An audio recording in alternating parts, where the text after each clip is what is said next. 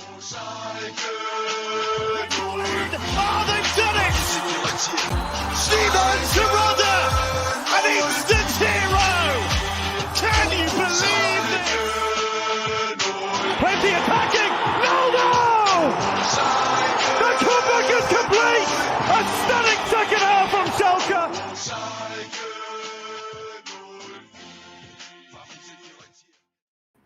Blau und Weiß sein Leben lang. Hallo Leute. Willkommen zum einzigen Schalke Podcast auf English. That's right, folks. Welcome to episode 137 of SchalkeMerica. I'm your host, Richard Carmen. Never a dull moment here on the podcast. As always, joining me, co-host Jack Mangan. Jack, happy Victory Monday. Yet another Victory Monday. They just keep coming. You love to see it. Yeah. Interesting match, though. I think people will take different things from that. Ultimately, despite what was a pretty comprehensive scoreline in the end. Yeah, that was an interesting game to say the least. If you just caught the scoreline, you're thinking, oh, Schalke dominated. They were brilliant. But that was far from, I guess, the story. An interesting game nonetheless. Obviously, coming into this game, we were in third place. And, we had a chance with the victory to be temporarily in first place again. St. Pauli obviously holds the top spot, and then we're tied with Jan Regensburg. And Dresden, for their credit, they're a mid-table team, but in this game, it seemed a very even game, I thought. Let's look at the lineups real quick in this one before we get into this. So in goal for us, we're the home team. Frazel in goal once again, going with the back three of Malik Tiao, Itakura, and Kaminski. Paulsen back in the sixth role with Ranful, Ouwejan, Salazar, and Mikhailov in the middle, and Bulter and Terodde up top. Obviously, Google wants to mess with us and puts Ouwejan in central defense. Yeah, we mentioned that on the live. We mentioned that on the live stream again during the match because I was looking at that like during the game happening, and they kept. Yeah, I don't know why they keep wanting to put Ouwejan in midfield, but messing with us. What are your thoughts on the starting lineup? Yeah, so Ranful again. He's the one who kind of got the run for the rest of the game when Aiden got injured, if my memory serves. And then gets the start over Cherlinov, which I think was surprising because of how it seemed, early into the season that the lion's share of the minutes were going that direction. And so it seemed that, he had taken, Aiden had taken the starting position from Cherlinov, certainly more than Ranful. But now, in his absence, it's been the number 27 who's been in there. So that was an interesting decision for me and one that I wasn't necessarily thrilled with. But, still small sample size-ish from him. So perfectly willing to give him some time and see what he's capable of. And then, Mikhailov in the midfield, the young, coming in. Donny Latza on the bench for this one, though available, and we wondered if we would see him. We ultimately would. And unfortunately, I think that's because maybe not the best performance from Mikhailov overall. And so probably a good thing that we had some midfield rotation. But always interesting to, when you see some of these names that you haven't seen a lot of, always interesting to get a look at them. Yeah, it certainly is. We talked about it actually on the live watch along. How Ranful, he's not going to bring you the offensive flair that maybe Aiden or even Cherlinov can bring. He'll tend to want to stay back a little bit more and try to be more sound defensively. I don't know if even that's a thing with him, but certainly not Thomas Ouwejan. Ouwejan has become a typical part of our offense. He really drives us going forward. It seems like he certainly was the man of the match in this one, the goal and 2 assists. But I thought having Ranful starting again was a curious one. And Mikhailov, I was excited to see because maybe, one, giving some guys some time to rest, but also see what he can do. And as you mentioned, a little lackluster, I think, and the yellow card he ended up getting in the game was just sealed his fate and resigned him to getting substituted off. So, it was an interesting lineup. Nonetheless, it was pretty standard, and happy to see Paulsen back and doing what he does in the midfield. But not too bad overall. And then real quick through the lineup for Dresden, you had Brohl in goal with the back three of Aidanis, Solbauer, and Akoto. Midfield four of Love, Will, Stark, and Becker. And up top, you had Schroeder, Daphner, and Morschel. So an interesting team. A couple of the guys were having Morschel had a good start, I thought. And again, I think substituted off, and the guy came on actually did really well too. What was your overall impressions of Dresden in this game? Obviously, they lost 3-0, but thoughts on how they played overall? They played better than their place in the standings looked. Yeah, the number 8 Mercer you shouted out. I thought he had a good half as well, and I think he got subbed out like right at half. I think there was a double sub at the 45th minute, which I was sort of surprised by. I don't think he had a yellow card at the time. Don't think he had picked up a knock. So that was, I don't know. I thought he had been one of their brighter players. Yeah, I mean Dresden was interesting. I mean, I feel like they, despite kind of having, I think, the load of shots and everything, the vast majority of those weren't particularly dangerous. Obviously, a couple later in the match that we'll talk about specifically, but definitely looked like the more likely team to score, I think, for much of this match. And that was worrying, and obviously not exactly what you'd like to see. We always talk about like the insurance goals that we feel like we need, and this was kind of the case in this one. So, I mean, what'd you make of them overall? I thought they were pesky. I don't know if we gave them too much respect or what was going on, but up to this game, that maybe the 3 games prior, we were so sound defensively, not giving much up in terms of shots, scoring chances, all this and that. And it seemed Dresden was doing the opposite. They were attacking us, making it difficult for us at times. Had some good opportunities. Frazel had 2 huge saves in this game, so certainly earning his keep, if you will. And I thought it was harder than it should have been. And I think we mentioned this during the live watch along, is that the place that we're at in the table, the place that they're at, we should have a better stronghold in this game, better foothold, and we weren't doing it. And Dresden were really putting pressure on us. I think that's the key word, pressure. Is that normally this season we are the ones initiating the pressure with the high line, and they were doing that to us, and we were struggling to come out at times, and caused a lot of turnovers. We talked about a lot of sloppy play in this one, and you got to give credit to Dresden for causing us to be very poor with the ball. And I think also part of it is we were just poor with the ball when we had no pressure, right? Yeah, put some pressure on the CBs at times, disrupted that. And that's something that hasn't been much of an issue for us for the most part this year. So I wonder if teams are going to do a little bit more of that as the season goes on, kind of force those long balls. Although even that's, occasionally works for us anyway, just because Terodde is such a great target man, even outside the box, obviously. Some of the situations.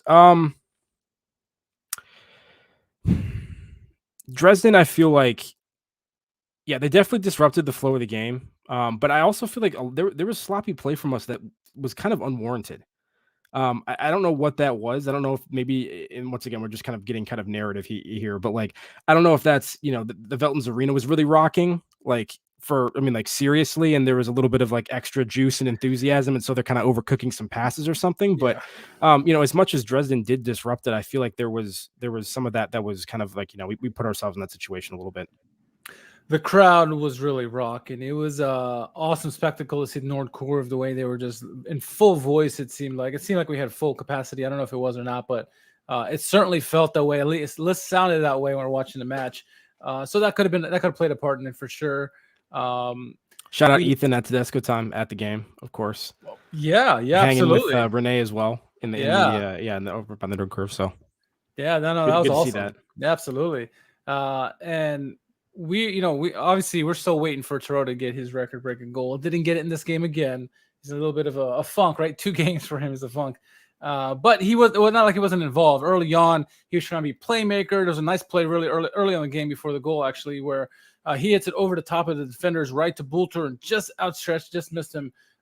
Good play though from Terodde overall. I mean, you called it because I think your stream was like 5 seconds ahead of mine. You're like, oh, look at Terodde. I'm like, what? So is this the same one I'm thinking of? But yeah, he kind of there was a aerial ball to Boulter who like headed it down to Terodde. Yeah. And then Terodde's kind of like moving to his left and like pulls this thing back. It's a perfectly weighted ball in front. And I think Boulter just tried to go first time for some reason. And he Yeah. didn't have to because he made contact. He didn't miss it. I think he actually made contact and just like skied it and like shanked it over. Yeah. But I mean, that's what we talk. Yeah, we mentioned this on the live stream, but it's Terodde doing things not just in the box, and they talk about he's not particularly rangy. He's not the fastest guy. He's a little bit up there in years, so he's he's not mobile, just kind of confined to where he can really be effective. I think that narrative, to some extent at least, was challenged a little bit today. I mean, we saw the number of times that he popped up at like midfield on the sideline. So like really deep and like wide to try to like come and receive passes. And I mean, ideally you wouldn't want him to have to do that. You'd like to be able to build a little bit more effectively so your strikers can stay high and they don't feel the need to drop like that. But the fact that he was able to do that and do that effectively and play a good ball initially and follow it in, I think was pretty impressive from him. So yeah, it's not just the goal scoring. He has a couple assists already. And, honestly, I think Bolter should have done better there. Probably should have been an assist from Terodde.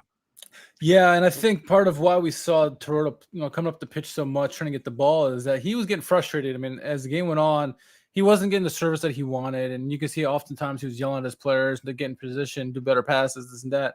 So typically when a player gets frustrated, especially those offensive ones, they try to drop back, get the ball back more, and get into the play that way. If you're a player like Leo Messi, and you come back, you can run and get up the pitch. Terodde's a little bit big; he's not really going to be able to get back into play so quickly, but. He tried nonetheless, and he kept going forward. And Schalke, we were on and off in the pressure in the first half, but there was a good break in the 20th minute or so where good play. I think it was off a throw in, really, where it was Ronful and Paulson really going with a give and go, I think, and or Salazar, I think, and Ronful, whoever it was, and Ronful ended up crossing across the pitch, went to nobody really, but the hit off the keeper. Comes out, the defender goes to clear it, hits off of Ouwejan, goes into the goal. Ouwejan's going to celebrate all day. Early lead, and we needed that lead because at that moment it was a little iffy about how the game was going, maybe slightly towards Dresden. Thoughts on the goal?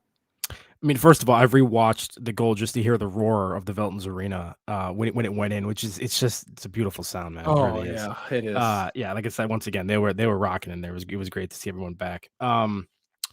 But yeah, it's funny, like Ranful was kind of at the heart of this, but I actually don't think it was a particularly good sequence from him. He kind of gets cul-de-saced in the general direction of sort of the right corner flag, and he turns around and plays the ball to Zalazar, which looks like he kind of overcooks it. And I don't think it's a give and go. I could be incorrect. I thought it was more of like Zalazar couldn't control the pass and kind of like it bounced back into his path. That's very well, yeah, it could happen. And then Ranful had Salazar, Bolter, and Ouwejan all available on the kind of like the same or similar diagonal for a cutback, which I feel like may have been the better option there. And instead he goes for Terodde near post, but plays this like really fast aerial ball, I think for like a headed opportunity, but like not accurately.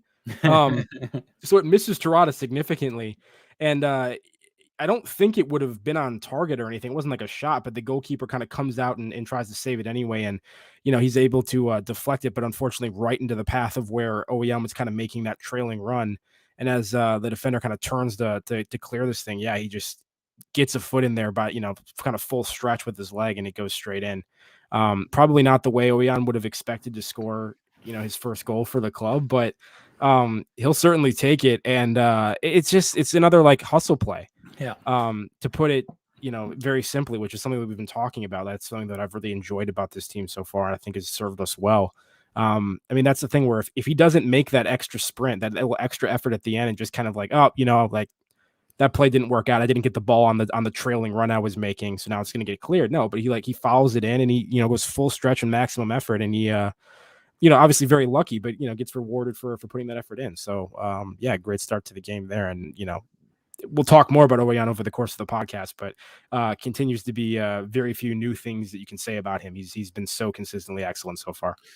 Yeah, and the only new thing we can say is he scored a goal now. So yeah, it's good to see and happy for him that he scored a goal. It was big for us in that moment too, because the play could have gone either way. And once we got that goal in, I thought it would have been a little bit easier for us to try to maybe feed the big man, get his record-breaking goal, create some separation. There weren't many goals for a while. We went to halftime at that same score line. The play had been pretty even, I thought, in the first half. Dresden created a lot more opportunities than I would like.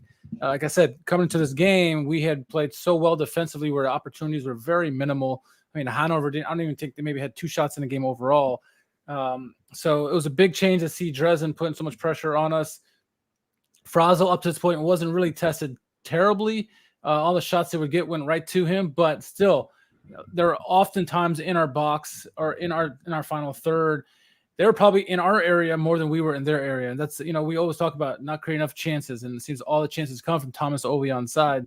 How concerned were you, despite we were up 1-0, that Dresden was able to get into our area more often than we could? Or was it a concern? Yeah, it was concerning. I guess where I don't think we differ that much. I guess what I meant earlier in the pod when I said like they had kind of the advantage in shots and everything, but a lot of those I wasn't overly worried about. I guess in the first half in particular, it was another kind of case of they got into our final third more easily than I would have liked, but once they were there, it did tend to fizzle out to some extent, and that we mostly kind of kept them at bay. And so they were just kind of poking around and not really doing too much that gets us concerned. I mean, I can think of a number of games, for example, with similar positive scorelines for us, where like early in matches, there's that kind of like direct over the top ball, right? In like a center gap that gets burned, and there's like a shot, those kind of things. Those are like the ones where that really kind of like stop your heart as a fan. You get concerned about some of those more direct plays. But yeah, I felt like we did a pretty good job of kind of keeping them out of the danger area for the most part in the first half, despite them having more possession than I would have liked, and kind of keeping it in our half in general more than I would have liked. Yeah, I would agree with that. And I think, the big thing for me that first half, honestly, was Mikhailov, very non-existent in this game. Someone mentioned on the chat while we were watching the game, they're like, "Oh, what are your thoughts on Mikhailov?" I'm like, "Oh, he's playing." Other than the the starting lineups when they were announced, you didn't notice that he was on the pitch at all. And I think ultimately him getting a yellow card was right, because we kept saying, when's he going to come off? He needs to be the first guy to come off, and he didn't necessarily come off at halftime. Shortly after that, but I think of all the players, he was the only one maybe you would have to look and say, nah, you're not having a good game. Is anyone else that's sticking to your head at that point? Yeah, I wasn't thrilled with Ranful either, honestly, at that point. I think by halftime I was kind of sour on both of them to some extent. And maybe that's a little bit harsh. Maybe that's just because I'm used to what I've been getting from Iden, for example, that even if it's not like atrocious or anything like that, if there's just sort of that absence of that spark going forward, then I'm going to judge it harshly. I don't know. But Mikhailov, like, even if it's a guy like Drexler who's in there, right? Drexler's making his presence felt without the ball a lot. So you see him and you're aware of the impact that he's having on the game. And I just feel like Mikhailov didn't have a huge impact, off the ball defensively, and then also just wasn't showing enough for it.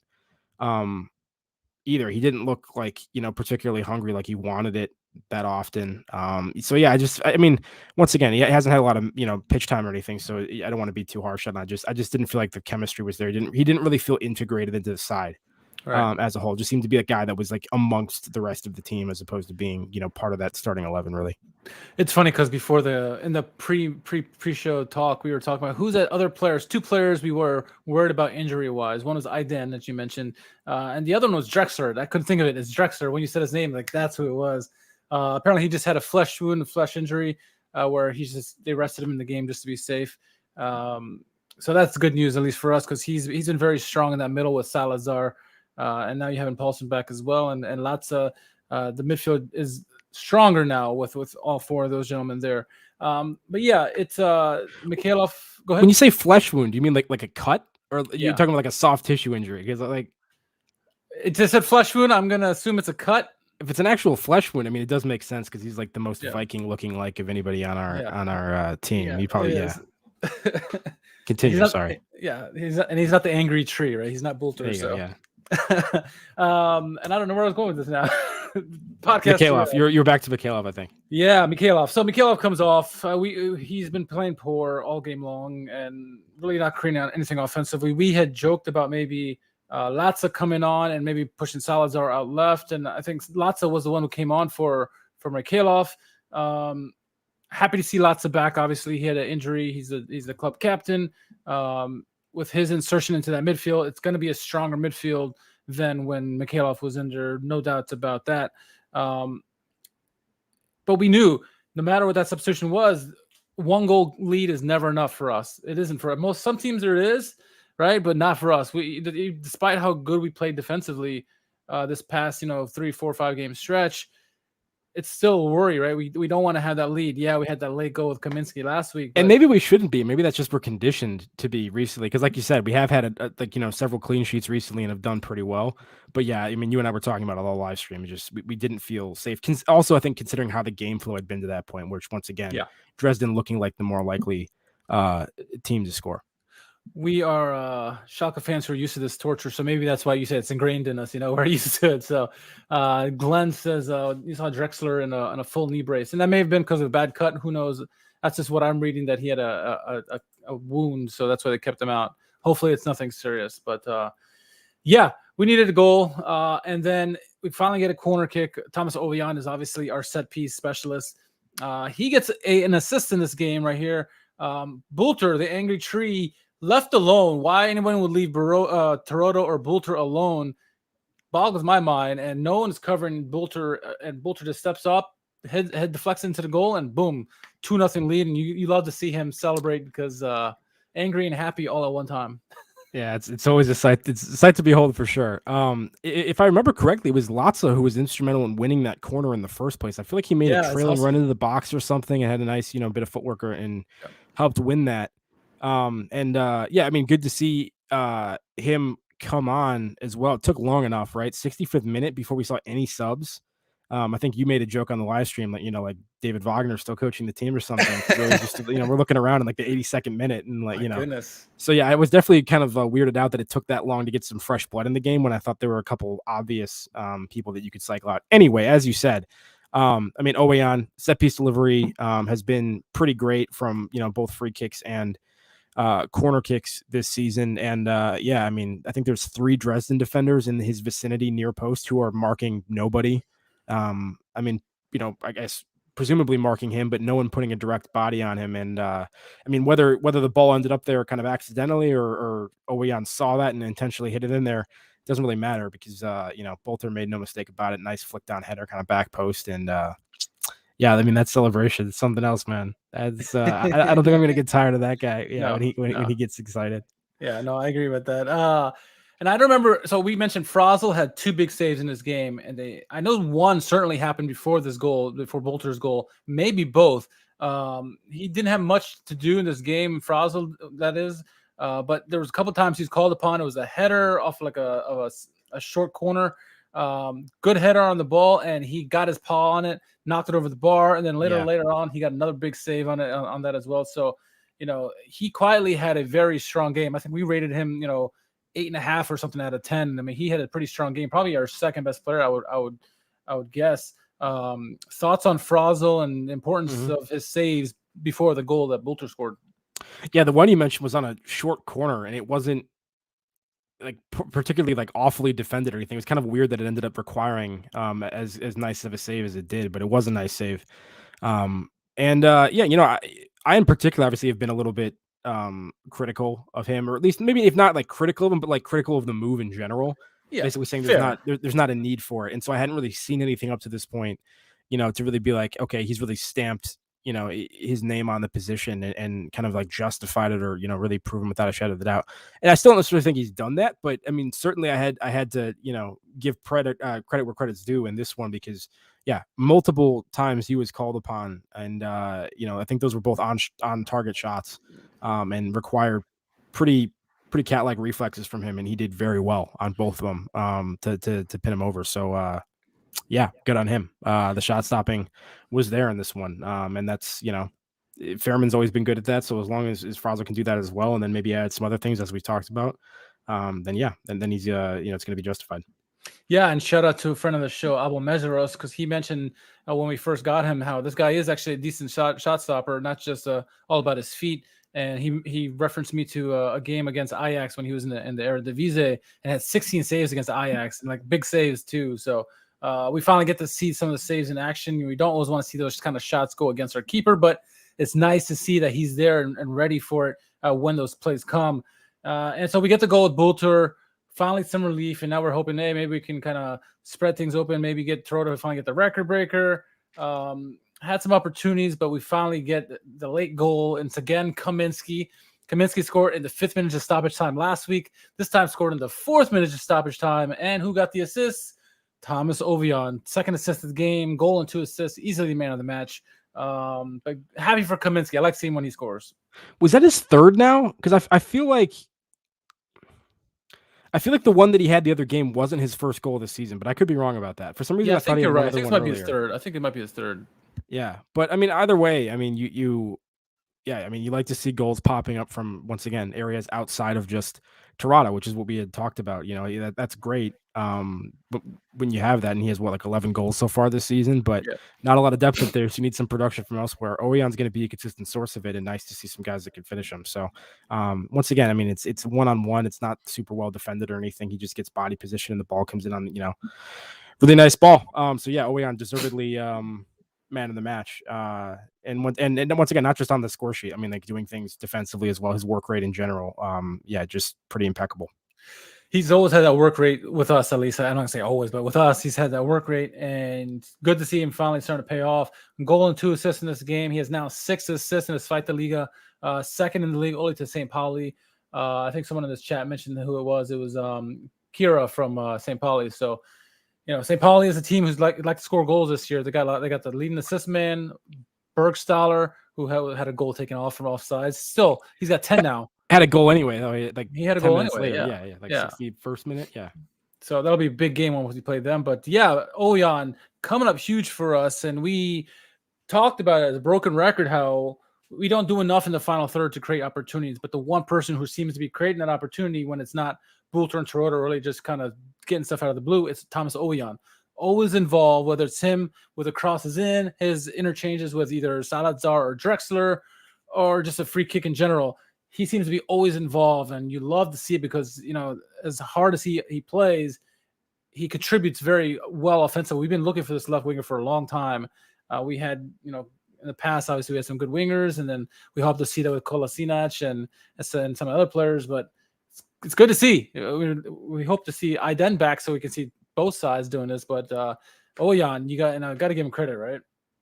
Yeah, I love it. I mean, that Terodde Bolter play we talked about earlier in the first half that Bolter kind of missed, but it was, that nice ball.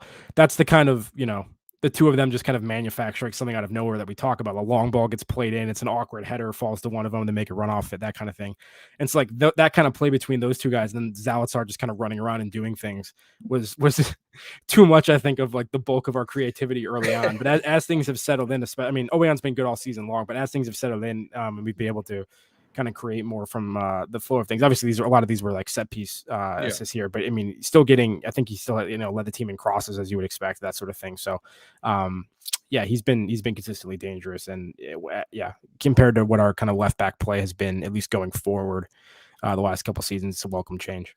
This might be the best wing back play for us in a while, because I think even the year that Caligiuri had led our team in goals, he had like 6 goals. I think he had 6 assists as well. And so Ouwejan already had 6 assists early in the season. So he's been playing really well. A guy Brian just mentioned in the chat, and you kind of just alluded to, Salazar. We've been talking about this last couple of weeks. He's been playing better and better. He's not necessarily being the playmaker, but he's in and around the action. He's hustling a lot. Had that long shot off the post. That would have been magic if that went in. But he's been good. Yeah. And I actually think this was actually probably one of his more quieter games of like the recent few. Because outside of that, that shot, which was a really beautiful hit, by the way, pretty unlucky. I think he just kind of like not too many inches from the inside of that post. But I mean, certainly I wasn't sold on him initially after the first couple, and he's really turned it on. Or at least, maybe I've just been noticing him more. But yeah, he's been very important and always puts in a shift, and very industrious in the midfield. It's a good shot as well. Yeah, and so we win the game 3-0. Temporarily, we were tied for first place with St. Pauli. Shots wise, they had the advantage. 18 shots to our 12. We had more shots on target. Possessions roughly 50-50. We had more fouls, but the key thing for me, I think, if you look at the pass percentage that's right there on the screen, 72-74. Both teams are poor. We mentioned that there's a lot of high pressure from Dresden, caused a lot of turnovers. But as you mentioned, a lot of it's just our own mistakes and ineptitude. It seems like where we couldn't string a couple passes for a while together, and then once in a while we'd string a bunch of passes together and make it look nice. But overall, whether it was the crowd or what was going on, I don't know. But very sloppy play and very not characteristic of how we've been playing lately. Somewhat, yeah.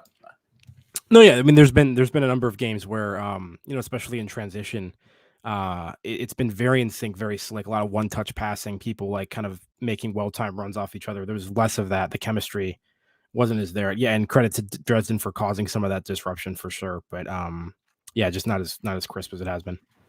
Yeah, and Glenn even says, hey, we mentioned this earlier. Terodde seemed very animated in the match because very vocal, not getting the ball. So he was getting frustrated. And it's probably two things with him, right? One, he's not getting the ball because he just wants to get the ball, get some service. But two, he's I'm sure he's itching to get that record breaker, right? I bet you once he gets that record breaker, it's just gonna come back flooding. I feel like sometimes it happens. Even players you don't expect it to happen. I'm sure if Lewandowski got close to any record or whatever, he would be the same way. So it happens, and I hope he breaks it soon. But I mean, the thing about this one though is it's not even as if like he's had a ton of chances in recent matches and just hasn't finished them. Yeah, he's had like one or two, but it's not as if he's gone into some sort of like drought in terms of goal scoring form. I just don't think he's anything at the service recently. Exactly. So yeah, I'm not particularly worried about it in terms of like how he's playing in general, and also when the team is finding ways to score multiple goals a game without him, then obviously it's going to be less of a concern too. So for me, I kind of want to downplay it as much as possible and hope it just kind of fades into the background. And then when it happens, it happens. I don't want to put too much pressure on it or have people like start thinking about it too much. And yeah. No, he's and it'll come. It'll come. It'll come. So yeah, 3-0. We are tied. Well, after the results, St. Pauli won something like 4-0 in their game, and Regensburg got a win as well. So we are still in third place, tied with Regensburg. But what? No, it was funny because I mean, obviously the live table after we won on Saturday, we were higher up in the table. Yeah, first place for a bit, I think, and then you had Regensburg and St. Pauli both with very early kickoffs Sunday morning. And I think I woke up like maybe like 15, 16 minutes after those games started. And I opened my app and both St. Pauli and Regensburg were already winning like 1-0. And I'm like, damn it. Like, I mean, I couldn't even pretend for like a couple minutes. They were already winning like right off the bat. So that was unfortunate. But I mean, still tied with Regensburg on points, right? And top three. Yeah, and if you look at the standings, it seemed like everyone in and around us won. So St. Pauli won; they're in first by 3 points over us. Regensburg, their goal differential is ahead of us, plus I guess our win differential because they beat us. Nuremberg's still 1 point behind us. Paderborn, Hamburg, and Darmstadt all nipping at our heels. So and we got Darmstadt on the horizon too. So don't forget about that. So good result. Short week though, and maybe someone mentioned in the chat, maybe the reason for the delay in the substitutions because we're resting some bodies for the Pokal match. Our depth is good in some areas and not so much in others, so maybe that's part of it. 1860 Munich, we play them in the Pokal tomorrow. It's going to be difficult to watch. It's not going to be on ESPN, so you're going to have to use the same Zweite Liga tactics to try to watch the game there. But thoughts going into the Pokal tomorrow? Well, first of all, as we mentioned on the live stream, for anybody that was able to catch that with us, that's going to be a difficult one for both Richard and I to catch. Obviously, just because we're employed, so we'll see. So just heads up, I don't know to what extent we're going to be able to cover that one, but I mean it's still a pretty good draw early into the cup run, and something that promotion has to be the primary goal. It's very much like last year. Like, you kind of want to prioritize league games to whatever extent you need to. But things are going well for us. There's no reason to not, take that tournament seriously and see, what you can do in it. And I mean, how great would it be for the fans too, especially if we're able to advance in the cup and we're able to go play, at Dortmund or something this season in a meaningful game like that. I think it'd be great. So, I feel pretty confident, given how the form that we've been in recently. This is gonna be like a week that's really gonna test our depth, I think, and our fitness and conditioning for the first time. These 3 games in the space of one calendar week. So we'll see. Ryan asked an interesting question. Which player would we give a break to for the Pokal? I think first thing that jumps to my mind, whether he likes it or not, it has to be Terodde. We can't let that horse, get too strained, especially we got a game Friday. So you mentioned Tuesday, we're not going to be able to do a watch along. Neither will on Friday because, again, that's a work day for us. So, again, that's against Heidenheim on Friday. So I would rest Terodde in the Pokal, let him be ready for Friday. If Bolter's ready, let him play. And, maybe you get Cherlinov and Mikhailov or Peringer. Peringer should get some action, a good bit of action. nice to see Latza maybe get more minutes because he hasn't, he just got back, so might be good for him. If we are concerned about like load management and stuff, I'd consider resting Ouwejan. Not that once again, you want to take your opponent seriously, so you don't want to just be like, hey, let's take off Terodde and Ouwejan, our two best players this season so far. Nice to see Çalhanoğlu though. There's plenty of players that could get minutes here that haven't been getting a lot of minutes recently. Like Çalhanoğlu would be one, like a Drizzy would be another one. Flick obviously could be in this match. Donny Latza still getting up to fitness, so I don't know if they're going to play him again a couple days. Yeah, Timo Becker would be another one, right? No, it's legitimately a good shout. Yeah. Will be interesting to see if it's Fairman in goal, right? I was going to say that. I don't know how. I wouldn't be surprised if that was the case, honestly. But yeah, so a lot of question marks. That'll be interesting to see how Grammozis handles it. I don't think it would be a bad idea, though, like we said, to try to get some rotation if we think we can afford it. I agree. I would be upset if we made no changes. I'll put it that way. 1860, well, it's a Pokal game. You want to win that. Like you said, focusing on the league at the moment. We want to get promotion. So all the chips, you should rest some pieces. And Terodde's got to be the first name on that list, I think, you want to rest. But yeah, we'll see what the lineups are. The lineups will be announced an hour before kickoff. So we'll definitely be tuning in to see what happens there and trying to do our best to watch the game. And hopefully we get a nice result. Because like I said, short turnaround to Heidenheim. Heidenheim isn't having the greatest of seasons, so far, but they got a really good manager. They're in 11th place at the moment, but Dresden was 12th, and look at all the trouble they gave us. So don't count out Frank Schmidt and his men. So it's going to be an interesting game. And then following that, we mentioned this on the live stream. Darmstadt follows Heidenheim next Saturday or Sunday or whatever, and they got 2 8-goal scorers. So it's not just a one-trick pony with them. They got 2 guys who can really score the goals. So it's going to be difficult 2-week stretch here because, like I said, 2 games here and then another big game against Darmstadt, Grammozis' former team. So, yeah, it'll be interesting to see how he handles all this, especially the rotation or lack thereof. Well, I'm sure we'll have a lot to talk about if he doesn't rotate. Yeah, all the better that we've gone on the run that we have in recent matches so that we can be better equipped to kind of ride out that storm if unfortunately the waters get a little bit rough over the next few games. What is that now? 5 and 6 we've won? Something like that. Probably 4 Okay. clean sheets in there, maybe? Yeah. No, it's 4 clean sheets in a row. So, yeah. It's nice. Victory Monday. I'm getting used to it. Not there yet, but it feels nice doing it every week. So all right. Anything else you want to talk about before we wrap this up? No. Just shout out once again to all the Schalke faithful over there for creating that kind of an atmosphere in a Zweite Bundesliga game. It's beautiful to see. There's one shot during the game where they looked at it, showed it was Grammozis zooming in on him, but you see the Nord curve behind it. It was just a beautiful shot. It's a beautiful shot. It's a shot that they throw in occasionally. It's a beautiful one. Yeah. It's got like the side profile with the the crowd bouncing in the background. It's a good one. It was so good. I mean, that helps a lot. We talked about this. Dude, was like the crowd plays such a big role for Schalke. I mean, it's important for them to be there and to cheer on the team because it gives us so much more energy. It seems like this. Obviously, it's a different year, different league, but we play with more energy when the crowd is there. Probably more than any other team in the league. Or in Germany, really, and it's just so nice to have them back. I know the fans or the players just are thrilled to have them back because it just gives them that extra bit of energy. And we've heard players and Fairman even say that in the past, where they are our lifeblood, and so having them there, cheering them on, is just makes you want to play even harder. So, well, all right, let's wrap this bad boy up. Another Victory Monday in the books. If you haven't done so yet, make sure you sign up for the Schalke US newsletter. Not only do you get info on the club, but you get the latest in all the local fan clubs across North America. Even hear about our podcast as well. Keep tuning in each week as we bring you the latest from the Royal Blues. We obviously have 2 big games coming up this week, the Pokal against 1860 Munich and then Heidenheim on Friday. If you have any questions you'd like us to discuss or any topics you want us to bring up, tweet us at SchalkeMerica or Facebook or anywhere on social media. Jack, anything you'd like to plug? No, I don't believe so. But as always, JM Mangan, JMMANGAN on the Twitter machine. Beautiful, beautiful. Give a shout out to everyone listening to us on live tonight on the podcast, and then everyone who listens to our podcast, obviously week in and week out. Thank you for your support.